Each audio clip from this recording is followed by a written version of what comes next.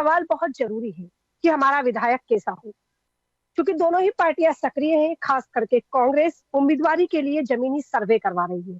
और हमारे साथ इस वक्त मौजूद है आगर मालवा के विधायक कांग्रेस से विपिन वानखेड़े जी। विपिन जी, हम आपका बहुत बहुत स्वागत करते हैं। क्या आप मुझे सुन पा रहे हैं? हाँ जी, बिल्कुल सुन पा रहा हूँ। विपिन जी, आपसे चर्चा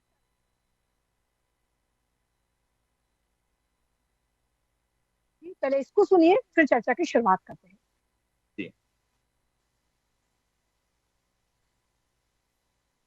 आपका विधायक कैसा हो कार्यक्रम में के अंतर्गत आपके विधायक का कार्यकाल, वर्तमान विधायक का कार्यकाल 4 साल का कैसा रहा, क्या क्या विकास उनके कार्यकाल में यहाँ हुआ, आपके नज़रिए से बताइए। उनके 4 साल के काल में अगर में कुछ भी विकास नहीं हुआ, जो भी विकास हुआ है बीजेपी के शासन में हुआ है।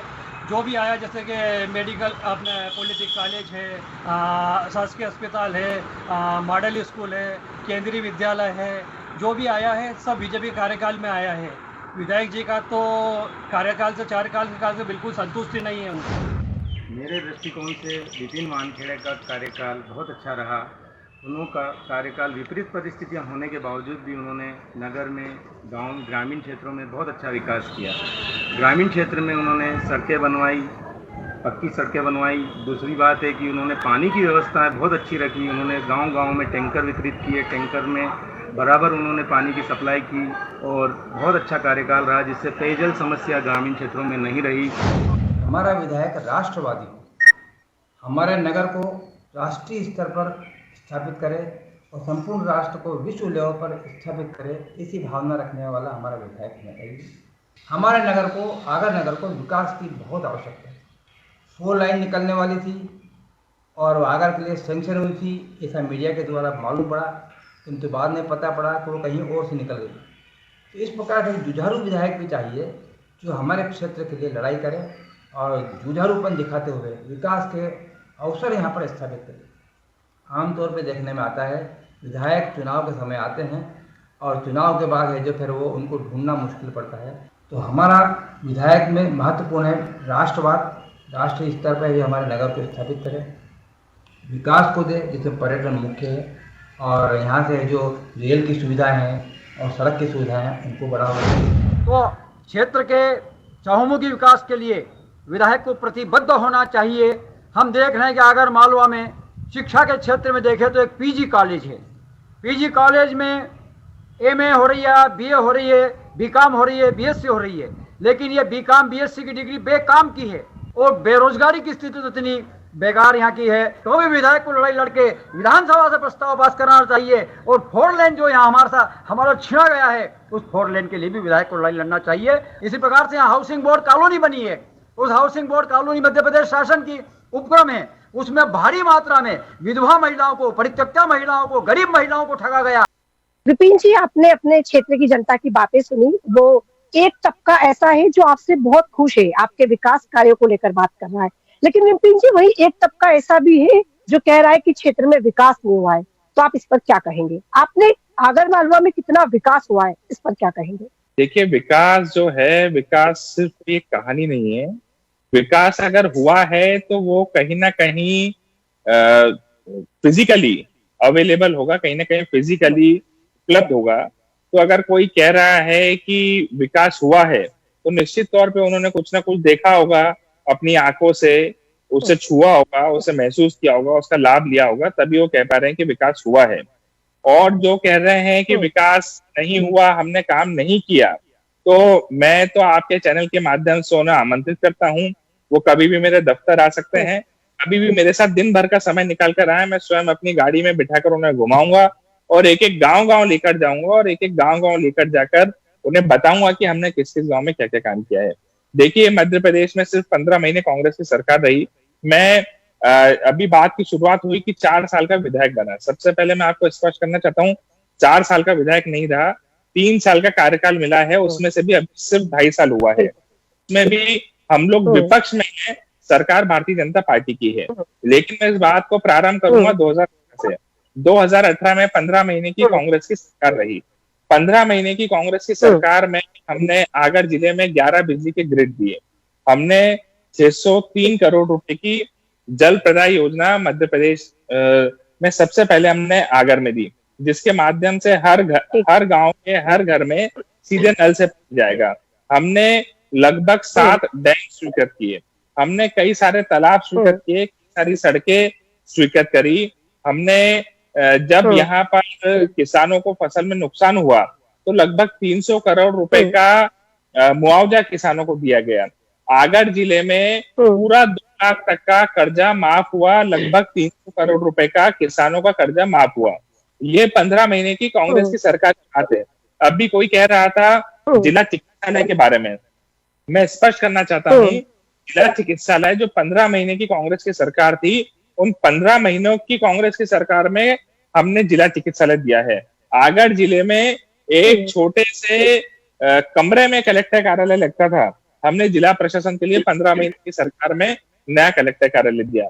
ऐसे तमाम हजारों करोड़ के काम की सौगात है जो मात्र 15 महीने में हमने आगर जिले में दी है। उसके बाद अगर हम बात करते हैं, फिर उपचुनाव हुए, लगभग 9-10 महीने चुनाव चलते रहे, उपचुनाव हुए, उपचुनाव के बाद मैं विधायक बना, जो कि मुझे अभी 2.5 साल हुए हैं। इन 2.5 सालों में हमने 200 से ज्यादा गांव में टैंकर दिए हैं। हमने एक लंबी चौड़ी लिस्ट है। मैं तो, जो हमारे साथी बोलते हैं काम नहीं हुआ, मैं तो उन्हें बोलना चाहूंगा कि वो मुझे 10 गांव की लिस्ट बनाकर दे दें जहां पे हमने कोई काम नहीं किया हो। 350 गांव में से अगर 10 गांव की भी लिस्ट बनाकर दे देगा तो वो जो बोलेंगे मैं उसको स्वीकार करूंगा। हमने प्रत्येक गांव में चाहे छोटा काम किया हो चाहे बड़ा काम किया हो, लेकिन प्रत्येक गांव में हमने कुछ ना कुछ काम किया है। कहीं हमने टैंकर दिया है, तो कहीं हमने स्टॉप डैम बनवाया है, तो कहीं सड़क बनाई है, तो कहीं पर हमने यात्री प्रतीक्षालय लगाया है, कहीं पे हमने टिन शेड बनाए हैं। ऐसे तमाम हमने, कहीं हमने पुलिया बनाई है। ऐसे तमाम काम हमने जो है इन 2.5 साल में किए हैं। इसके अलावा बात रही, अभी कोई कह रहा था कि हमें विधायक चाहिए जो सक्रिय रहे। कोई एक गांव मुझे बता दे जिस गांव में मैं कम से कम 5-10 मरतबा ना गया हूँ। 350 गांव में से प्रत्येक गांव में मैं कम से कम 5-10 मरतबा, कम से कम 10 मरतबा हर गांव में मैं गया हूँ। ये बात मैं पूरे गारंटी के साथ और पूरे दावे के साथ कह सकता हूँ, और उसी का परिणाम है आज आगर की जनता, हमारे परिवार के लोग हमारे साथ खड़े हैं। पूर्ण रूप से उनका आशीर्वाद हमें प्राप्त है और हमें पूरा विश्वास है, चाहे कोई कुछ भी बोले, कोई अच्छी भावना रखे, कोई कैसी भी भावना रखे, लेकिन हमें पूरा विश्वास है 2023 में हम लोग यहाँ पे आगर से चुनाव जीतेंगे और मध्य प्रदेश में कांग्रेस की सरकार भी बनेगी। और जी, ये बात तो सही है कि एक विधायक के रूप में आपने काफी काम की, क्योंकि एक तबका ये बात कह भी रहा था, पानी के टैंकर आपने जगह जगह पहुंचाए, और चूंकि आप वहीं पर रह करके लगातार लोगों से मिल रहे, आपने हाथ से हाथ जोड़ो वाली कांग्रेस ने भी एक ये जो शुरुआत की थी हाथ से हाथ जोड़ो यात्रा की, इसमें भी, इस यात्रा को देखकर आपको क्या लग रहा है कि आगामी चुनाव, विधानसभा चुनाव में इस पर इसका असर होगा, क्योंकि आप भी ये यात्रा को कर रहे हैं लगातार? निश्चित तौर पे असर होगा। और हाथ से हाथ जोड़ो यात्रा हमने एक प्रत्येक गांव में हाथ से हाथ जोड़ो यात्रा निकाली है। हाथ से हाथ जोड़ो यात्रा के माध्यम से हम हर एक गांव के प्रत्येक घर घर में गए हैं, डोर टू डोर तक हम गए हैं, और एक एक हमारे परिवार, आगर विधानसभा के परिवार के सदस्य से हम मिले हैं, और ये हमने महसूस किया है कि आगर की जनता कांग्रेस के साथ है, हमारे काम से संतुष्ट है, कांग्रेस से संतुष्ट है, जो 15 महीने का कांग्रेस का कार्यकाल रहा था उससे संतुष्ट है, और जनता देख रही है भविष्य में कि कांग्रेस की सरकार आए, और जिस प्रकार से मात्र 15 महीने में आगर जिले को लाभ मिला था, उसी प्रकार से आने वाले 5 साल तक आगर की जनता को उसका लाभ मिले। मैं बताना चाहता हूं, 2013 में शिवराज सिंह जी ने राजनीतिक लाभ लेने के लिए आगर जिले को, आगर तहसील को, आगर और सुसनेर विधानसभा मिलाकर जिले का दर्जा दे दिया, लेकिन 2023 तक, अभी तक भी शिवराज सिंह जी आगर को विकास के लिए तरसाते रहे हैं। आज भी हमारा क्षेत्र कई सारे विषयों के लिए, मूलभूत समस्याओं के लिए तरस रहा है। मात्र 15 महीने में हमने उन सभी समस्याओं को खत्म करने का प्रयास किया था, सकारात्मक प्रयास था, जिसका फायदा जनता तक पहुंचा है, सीधा लाभ जनता तक पहुंचा है। और हमारी सरकार बनेगी तो आगर जिले को हम एक मॉडल के रूप में विकसित करेंगे कि पूरे देश में अगर कहीं की चर्चा होगी विकास के मामले में तो आगर जिले की चर्चा होगी। विपिन जी, अभी हाल ही में आपने मध्य प्रदेश में शिवराज सिंह चौहान की सरकार के ऊपर एक बड़ा आरोप लगाया। आपने कहा कि मतदाता सूची को लेकर के क्षेत्र में कई गड़बड़ियां हुई है, खास करके आपके क्षेत्र में। तो आपने ये भी कहा कि 3000 से ऊपर के ऐसे लोग जो कुछ तो पलायन कर चुके हैं और कुछ की मृत्यु हो चुकी है, उनका नाम आज भी उस लिस्ट में शामिल है। ये तो एक बहुत बड़ी गड़बड़ी है, इस पर आप क्या कहेंगे? हमने पूरी वोटर लिस्ट का वेरिफिकेशन किया, एक एक मतदाता का वेरिफिकेशन किया, और वेरिफिकेशन करने के बाद में हमने 3437 ऐसे मतदाताओं की सूची बना करके जिला प्रशासन को और निर्वाचन आयोग को दी है, जिनकी या फिर मृत्यु हो चुकी है, या फिर वो पलायन करके जा चुके हैं, या फिर जो फिजिकली वहां पर अवेलेबल नहीं है, या फिर जिनका नाम रिपीट हो रहा है। ऐसे जो हमारे मतदाता हैं, ऐसे 3437 मतदाताओं की सूची हमने जिला प्रशासन को सौंपी है, और हमने शिकायत करी है कि इसका परीक्षण किया जाए, और ये जो भी ऐसे मतदाता हैं जिनका नाम रिपीट है, या फिर वो यहाँ के रहने वाले नहीं है, या पलायन करके जा चुके हैं, जिनकी मृत्यु हो चुकी है, उनके नाम काटे जाए। अब देखना बाकी है कि जिला प्रशासन कितनी पारदर्शिता के साथ चुनाव कराना चाहता है। लेकिन अगर हमारी सुनवाई नहीं होगी, अगर जिला प्रशासन उस पर कार्रवाई नहीं करेगा, तो हम चुनाव आयोग के पास जाएंगे, चुनाव आयोग के पास इसकी शिकायत करेंगे। अगर कहीं आवश्यकता पड़ेगी तो सड़क पर उतरकर धरना भी देंगे। ये टोल मजरों वाला भी एक मामला लगातार सामने आता है कि आपने उनको गांव का दर्जा दिलाया, लोग उससे काफी खुश भी है, और आपके इस विकास कार्य को लेकर लोग प्रभावित भी हैं, आपको पसंद करते हैं। तो ये टोल मजरों की क्या था, ये आपने इसको कैसे काम किया इस पर? देखिए, अगर मैं छोटे छोटे विशेष करके हमारे परिवार के जो सदस्य हैं, बंजारा समाज के हमारे जो साथी हैं, उनके विशेष करके ज्यादा करके बंजारा समाज के लोग हैं, जो कि छोटे छोटे मंदिरों में बसे हुए हैं, लेकिन उन्हें राजस्व रिकॉर्ड में गांव का दर्जा प्राप्त नहीं था, और गांव का दर्जा प्राप्त ना होने के कारण वो अभी तक मूलभूत समस्याओं के लिए, यानी कि पीढ़ी दर पीढ़ी, और अगर जिला बनने के बाद भी 10 साल हो चुके थे, वो लोग मूलभूत समस्याओं के लिए तरस रहे थे, जो कि पानी, बिजली, सड़क, ऐसी मूलभूत समस्याओं के लिए तरस रहे थे। हमने उनमें से काफी सारे मंदिर टोलों को हमने राजस्व रिकॉर्ड में गांव का दर्जा दिला दिया है, और अब उनमें विकास का कार्य चालू हो गया है। अब उन्हें धीरे धीरे करके पानी की, सड़क की, बिजली की व्यवस्था सब मिलना प्रारंभ हो गई है, और आने वाले कुछ समय में उनकी सारी समस्याओं का हम निराकरण करेंगे, और बंजारा समाज के हमारे साथियों को एक मजबूत हमारे स्तंभ के रूप में हम लोग स्थापित करेंगे। विपिन जी, जहां पर एक समय ऐसा है कि कांग्रेस में जहां कई बड़े लीडर्स जो अपने आप को एक महत्वपूर्ण भूमिका में देख रहे थे, सचिन पायलट की बात करें या और भी कई लीडर्स थे, तो वो उस भूमिका तक पहुंच नहीं पाए, वो जिस जिम्मेदारी को लेना चाहते थे वो वहां तक पहुंच नहीं पाए, या कांग्रेस ने उनको दी नहीं। लेकिन आप काफी युवा है, 35 वर्ष की उम्र में आप विधायक बन गए, तो आप इस पर क्या कहते हैं? और कांग्रेस इस तरीके से कार्य कर रही है, जिस तरीके से युवाओं को अब आगे मौका देगी या नहीं देगी, इस पर भी क्या कहेंगे? देखिए, कांग्रेस ही एकमात्र ऐसी पार्टी है जो कि यूथ लीडरशिप को डेवलप करने में, युवाओं को अवसर देने के लिए हमेशा संकल्पित रही है। चाहे मैं तो बहुत छोटा उदाहरण हूं, जब से कांग्रेस पार्टी की स्थापना हुई है तब से लगातार युवाओं को मौका दिया गया है, और मैं तो 35 साल की उम्र में विधायक बना हूं, लेकिन पहले के जमाने में इंदिरा जी के और राजीव गांधी जी के जमाने में कई सारे हमारे आज ऐसे कई सारे वरिष्ठ नेता हैं जो कि 32 साल 35 साल की उम्र में मंत्री बन गए थे। कई सारे ऐसे लोग हैं जो 40 से कम उम्र में मुख्यमंत्री तक बन गए थे। तो कांग्रेस पार्टी ने हमेशा युवाओं को आगे बढ़ाया है, हमेशा नई लीडरशिप को आगे बढ़ाने का प्रयास किया है, क्योंकि कहीं ना कहीं कांग्रेस पार्टी की विचारधारा है कि युवाओं को मौका देंगे तो वो देश को गति देंगे, देश के विकास के लिए अच्छा काम करेंगे, समाज के विकास के लिए अच्छा काम करेंगे, और ये सत्य भी है। पर बीजेपी तो आप ये आरोप लगाती है कि ये परिवारवाद है, जैसे कि मुख्यमंत्री कमलनाथ, पूर्व मुख्यमंत्री कमलनाथ के बेटे सांसद बने, तो दिग्विजय सिंह के बेटे को देखा जाए तो ये परिवारवाद का आरोप हमेशा आपकी पार्टी पर लगता रहता है, बीजेपी ये आरोप लगाती है लगातार। देखिए, बात ये है, भारतीय जनता पार्टी का हमारे से विपक्ष होने के कारण उनकी जिम्मेदारी है कि हमारे ऊपर आरोप लगाना है। लेकिन अगर परिवारवाद की बात किया जाए तो आज क्या अमित शाह जी के बेटे क्रिकेट बोर्ड में काम नहीं कर रहे हैं? क्या वहां पर परिवारवाद नहीं है? या क्या राजनाथ सिंह जी के परिवार से कोई राजनीति नहीं कर रहा है? क्या वो परिवारवाद नहीं है? क्या इंदौर के कैलाश विजयवर्गीय जी के सुपुत्र विधायक नहीं है? क्या वो परिवारवाद नहीं है? क्या शिवराज सिंह जी के बेटे ने दौरे नहीं चालू किए, कार्यक्रमों में आना जाना चालू नहीं किया है, क्या वो परिवारवाद नहीं है? ऐसी अगर बात की जाए तो ये बिल्कुल झूठी बात है। परिवारवाद तो कांग्रेस में तो कुछ भी नहीं है भारतीय जनता पार्टी के मुकाबले। अगर हम बात करें भारतीय जनता पार्टी की, तो भारतीय जनता पार्टी में तो ऐसी बहुत लंबी चौड़ी लिस्ट है जो कि परिवारवाद का स्पष्ट उदाहरण देती है, चाहे वो हिमाचल प्रदेश का अनुराग ठाकुर की बात हो या ऐसे हम तमाम देश भर के भारतीय जनता पार्टी के लीडर्स की बात करें। और बात की जाए, आज अगर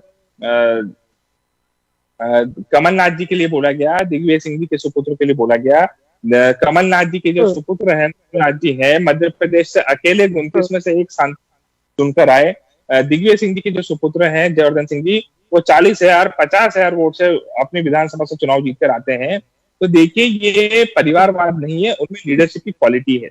इसीलिए वो लोग राजनीति कर रहे हैं, जनता उन्हें पसंद कर रही है, उनके क्षेत्र के मतदाता, कार्यकर्ता, आम जनता उनके साथ है। इसीलिए इतनी विपरीत परिस्थितियों में भी वो लोग चुनाव जीतकर आते हैं। परिवारवाद के अगर उदाहरण है तो सबसे बड़ा उदाहरण देश में अमित शाह जी का उदाहरण है।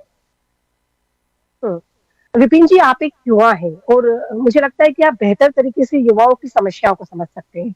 आपने देखा कि आज युवा बेरोजगार है, युवा महंगाई से परेशान है, युवा तमाम तरीके की वो मूलभूत सुविधाएं उसको नहीं मिल पा रही जो वो चाहता है।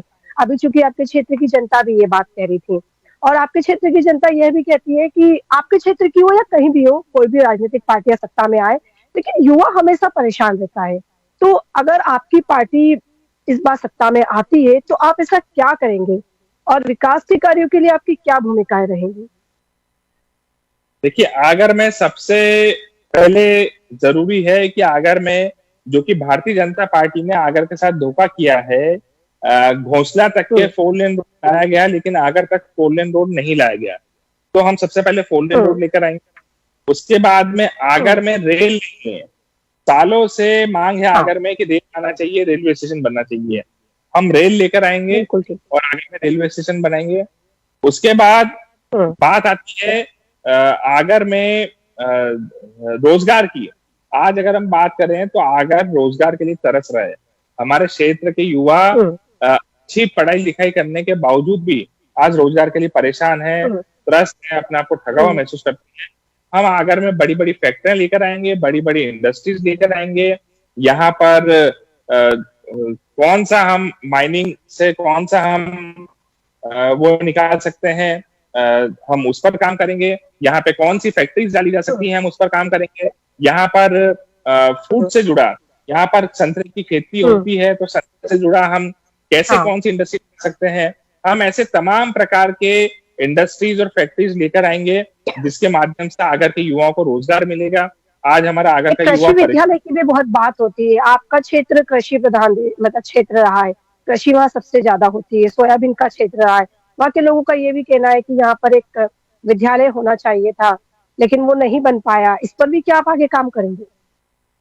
बिल्कुल, कृषि महाविद्यालय आगर में होना चाहिए। कृषि प्रधान क्षेत्र है और यहाँ के बच्चे कृषि की, जो कि बीएससी एग्रीकल्चर, एमएससी एग्रीकल्चर होता है, उसकी पढ़ाई करने के लिए कोई इंदौर जाता है, कोई भोपाल जाता है, कोई सागर ग्वालियर जाता है। कृषि महाविद्यालय की यहाँ पर एक आवश्यकता है। यहाँ पर एक इंजीनियरिंग कॉलेज होना चाहिए। यहाँ पर आगर जिले में एक भी इंजीनियरिंग कॉलेज भी नहीं है। हमारे जिले में एक मेडिकल कॉलेज होना चाहिए, मेडिकल कॉलेज की भी हमारी मांग है। आगर जिले को पूर्ण रूप से शिवराज सिंह जी ने सिर्फ और सिर्फ धोखा दिया है और आगर की जनता को गुमराह करने के अलावा कोई काम नहीं किया। अभी जब 2020 में भी विधानसभा का चुनाव हुआ, शिवराज सिंह जी यहाँ पर 7 बार आए, 7 बार सभाएं करी आगर विधानसभा में और हर बार आकर के सैकड़ों झूठी घोषणाएं कर गए, लेकिन एक भी घोषणा को आज दिन तक के शिवराज सिंह जी ने पूरा नहीं किया। ये शिवराज सिंह जी, मैं मानता हूं कि शिवराज सिंह जी ने हमेशा से आगर की जनता को ठगने का और गुमराह करने का काम किया है। जनता इसको माफ नहीं करेगी और ज्यादा समय बचा भी नहीं है, सिर्फ 5 महीने की बात है। कमलनाथ जी मुख्यमंत्री बनेंगे, प्रदेश में कांग्रेस का परचम लहराएगा और जितनी बातें मैंने बोली है, इन सभी बातों को हम लोग जमीन पर लेकर आएंगे और आगर की जनता को लाभ देंगे, आगर के युवाओं को रोजगार देंगे, आगर को एक नई दिशा और नई गति प्रदान करेंगे। तो विपिन जी, हम आपको आगे भी विधायक की भूमिका में देख सकते हैं आगर में, आगे भी आप चुनाव लड़ेंगे, इस पर क्या कहेंगे? ये बिल्कुल, पार्टी का कार्यकर्ता हूं, पार्टी का जो निर्देश होगा उस निर्देश का पालन करूंगा। पहले भी पार्टी ने आदेश किया था कि आगर से चुनाव लड़ना है, मैं आया, आगर से चुनाव लड़ा, आगर की जनता ने प्यार दिया, आशीर्वाद दिया, उसके लिए मैं आगर की जनता का आभारी हूँ। आगे पार्टी का जो भी निर्देश होगा उस निर्देश का हमेशा से मैं कार्यकर्ता के रूप में पालन करता रहूंगा। विपिन जी, एक सवाल लगातार आपकी पार्टी ये भी कह रही थी, भ्रष्टाचार को लेकर बीजेपी पे एक बड़ा आरोप है, और खास करके अभी हमने देखा कि उज्जैन में जो हुआ, एक तूफान ने पूरे उज्जैन की मूर्तियों को गिरा दिया। तो इस पर आप क्या कहेंगे? इस पर लगातार बहुत सारे सवाल उठ रहे हैं, तो ये इस पर क्या कहेंगे आप? देखिए, मध्य प्रदेश जो है, जैसा फिल्मों में दिखाया जाता है, उस प्रकार का प्रदेश शिवराज सिंह जी ने मध्य प्रदेश को बना दिया है। ये अपने आप में बहुत बड़ी घटना है कि चुनाव के पहले सतपुड़ा भवन में आग लगा दी जाती है। ये आग लगने का क्या कारण है? आग क्यों लगाई? आग किसने लगाई? आग इतने घंटों तक कैसे जलती रही? आज दिन तक शिवराज सिंह जी का इसके ऊपर ध्यान नहीं है। आज दिन तक सरकार का इस पे कोई ऑथेंटिक इस पे कोई बयान नहीं आया कि ये आग कैसे लग गई, किन लोगों की गलती से लगी, क्या इसकी जांच हुई, इसमें कौन कौन से कागज जले, कौन कौन सी फाइल जली। ये सब सरकार को स्पष्ट करना चाहिए, लेकिन स्पष्ट नहीं किया गया। स्पष्ट नहीं करने का कारण साफ है। मध्य प्रदेश भ्रष्टाचार का अड्डा बना दिया है शिवराज सिंह जी ने।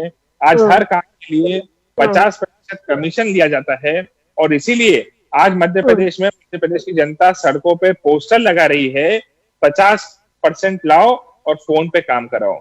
ये पोस्टर्स जगह जगह पर, गली मोहल्लों में, सड़कों पर, दीवारों पर जनता जा जाकर चिपका रही है, और जनता को स्पष्ट दिख रहा है। आज किसी भी सरकारी दफ्तर में अगर कोई एक आम आदमी चले जाए तो बिना पैसे दिए उसका कोई नहीं हो सकता, चाहे वो थाना हो, चाहे वो तहसील हो, चाहे वो एसडीएम कार्यालय हो, चाहे वो जिला प्रशासन का कोई भी कार्यालय हो, चाहे वो भोपाल का कोई भी दफ्तर हो, बिना पैसे दिए मध्य प्रदेश में कोई नहीं होता है। और ये पैसा जाता कहाँ है?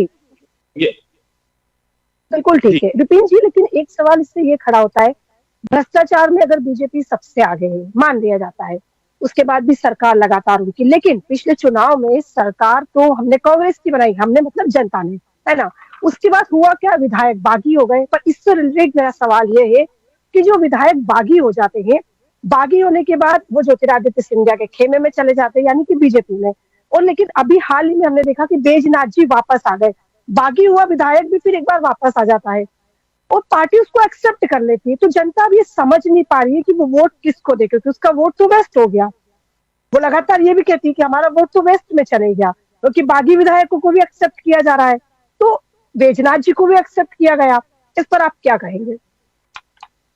देखिए, जनता, हमारे मध्य प्रदेश की जनता बहुत भोली है, लेकिन बेवकूफ नहीं है। हमारे मध्य प्रदेश की जनता जागरूक जनता है, और जिन लोगों ने उनके साथ धोखा किया है, जनता उसको जवाब देगी। हम चंबल की बात करें, चंबल में 16 में से लगभग 8 विधायक चुनाव हार गए।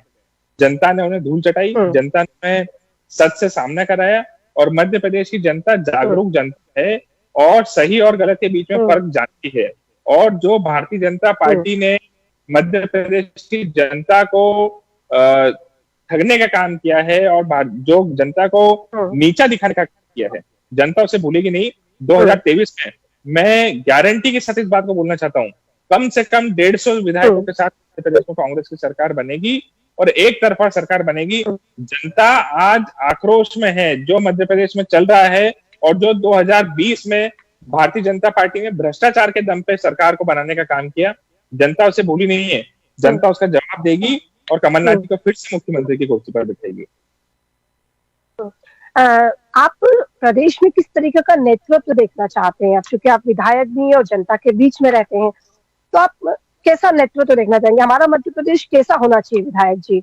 उसमें कैसे विकास होना चाहिए? युवाओं के लिए क्या होना चाहिए? क्योंकि अभी तक जो हमने सरकारें देखी, विकास तो देखा, पर उस गति से विकास नहीं देखा जिस गति से मध्य प्रदेश में विकास होना चाहिए था। तो आप कैसा नेतृत्व देखना चाहेंगे? अगर आपकी पार्टी आती है, तो क्या वाकई में एक मजबूत तरीके से हम यहाँ पर देख पाएंगे कि मजबूत तरीके से विकास होगा, विकास की गति आगे बढ़ेगी, युवा खुश होगा, उसको बेरोजगार नहीं होगा, उसको परेशानियों का सामना नहीं करना पड़ेगा? क्या कांग्रेस इन सब चीजों पर आगे आकर काम करेगी? देखिए, हमारा नेतृत्व तो बहुत स्पष्ट है। हम लोग कमलनाथ जी के नेतृत्व में चुनाव लड़ेंगे और मुख्यमंत्री के चेहरे के तौर पर कमलनाथ जी हैं और कमलनाथ जी मुख्यमंत्री बनेंगे। अब बात आती है कि कमलनाथ जी क्यों? देखिए, 9 बार का सांसद, लगभग 47 साल का राजनीतिक कैरियर, जिन्होंने मध्य प्रदेश ही नहीं बल्कि पूरे देश में सरकार चलाने का काम किया हो, सरकार को देखा हो, नजदीक से सरकार को चलाया हो, मध्य प्रदेश नहीं बल्कि 10 प्रदेशों में जहां पर उन्होंने सरकार का पीछे से बैठ के संचालन किया हो, नीति बनाई हो, वो उस प्रदेश के हित में काम किया हो, प्रदेश की विकास को गति दी हो, दिशा दी हो, युवाओं के लिए काम किया हो, महिलाओं के लिए काम किया हो, किसानों के लिए काम किया हो, इतने अनुभवी व्यक्ति को हमारी पार्टी की तरफ से कमलनाथ जी को मुख्यमंत्री के तौर पर प्रोजेक्ट किया गया है। तो जब ऐसे व्यक्ति जिनका पूरा जीवन समाज सेवा में निकला, समाज के हित में निकला, युवाओं के, महिलाओं के, बुजुर्गों के हित में निकला, व्यापारियों के हित में निकला, किसानों के हित में निकला, ऐसे व्यक्ति का अनुभव जब मध्य प्रदेश में मिलेगा तो निश्चित तौर पर मध्य प्रदेश को गति मिलेगी। और इसका उदाहरण है, सिर्फ 15 महीने में मध्य प्रदेश को इतनी गति मिली। जैसा कि मैंने आगर में बताया, जितना काम मैंने आपको 15 महीने का बताया, शिवराज सिंह जी की सरकार, भारतीय जनता पार्टी के नेता 19 साल में इतना काम नहीं गिना सकते जितना मैंने 15 महीने का काम आगर जिले में कमलनाथ जी की सरकार का बताया है। तो ऐसे व्यक्ति जब उन्हें कमांड मिलेगी, वो मुख्यमंत्री की कुर्सी पर बैठेंगे, तो निश्चित तौर पर जो भारतीय जनता पार्टी ने 20 साल जनता को पीछे लेके आने का काम किया है, हम सिर्फ 2 साल में ही उसकी भरपाई करेंगे और मध्य प्रदेश के विकास को नई गति देंगे। जी, बहुत बहुत धन्यवाद विपिन जी, हमारे साथ तमाम सवालों के जवाब देने के लिए और इस चर्चा को सार्थक बनाने के लिए। धन्यवाद। आप देखते रहिए साधना न्यूज मध्य प्रदेश।